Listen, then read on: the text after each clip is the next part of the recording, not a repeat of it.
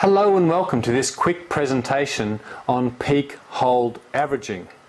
Now, just as a quick refresher, with normal linear averaging, the analyzer will capture four averages, which may be, or four spectra, which may be overlapped, they may not be. Have a look at the other quick presentations.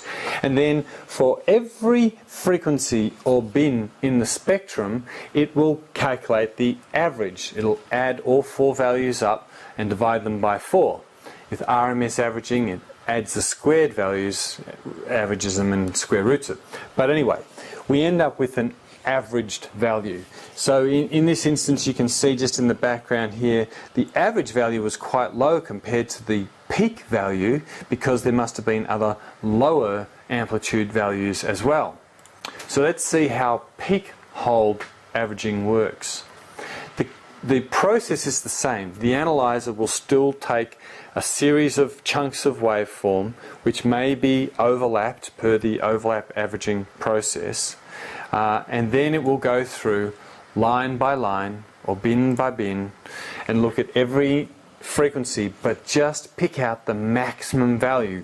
In this case, with 4 averages, it's going to look at every frequency and say, which is my maximum? Keep it. Which is my maximum?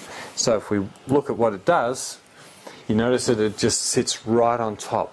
It will always keep the maximum value of frequency that it experienced during the measurement at every single line or bin in the spectrum. Peak hold average function is a great tool to use in a lot of situations. Sometimes analyzers will have custom functions for impact testing and for run-up and run-down testing and for bump testing and different types of tests.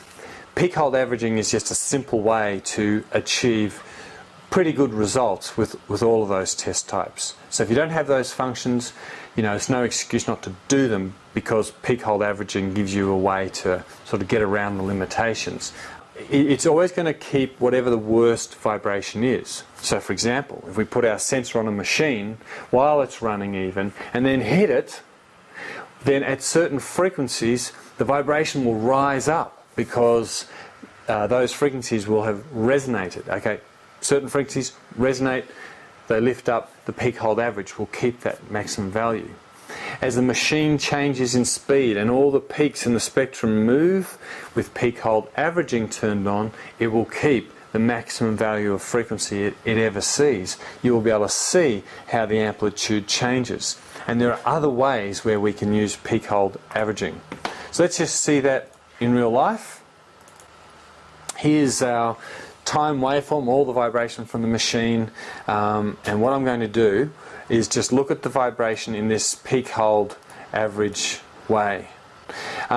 So here I've got my spectrum. Now let's have a look at one of the samples of vibration where there was a lot of beating going on.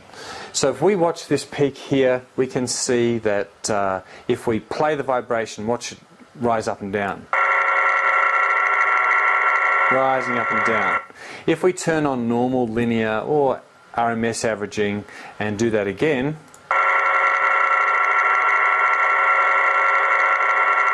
you see that if I zoom in,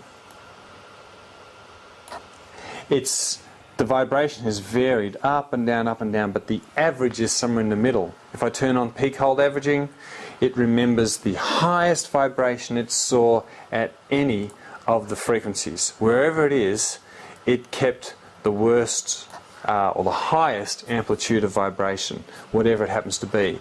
If, for example, there's a little bit of speed variation, now I'll just turn that, reset it, and go to this one. In this instance, we've got this peak. I mean, all the vibrations changing in frequency slightly, but being a higher frequency, we can see it more clearly. So, again, if I were to play the vibration, if I just turn the averages off for a second and do that, you can see that peak. You can see the peak is moving in frequency. Well, when I turn on peak hold averaging, I can see exactly where it's moved. I can see it changing. Now, this isn't a fantastic example, but you know, if it was a run-up or run-down test or something like that, you could use this and see exactly how the amplitudes changed as the frequency or as the speed of the machine changed. So there's lots of ways to use it. It's easy to use. Just remember that even though you might use as few as 4 averages, or hopefully more like 6 or 10 averages when you're doing your normal measurements, with peak hold averaging you normally have a lot more, because you're just listening to the machine for a while it's running up and down, while you're bumping it or whatever it's doing. So just set it to a nice high value, and it'll capture the highest amplitude vibration that the machine experienced during that test. Anyway, that was a quick presentation on peak hold averaging. I hope you found it useful.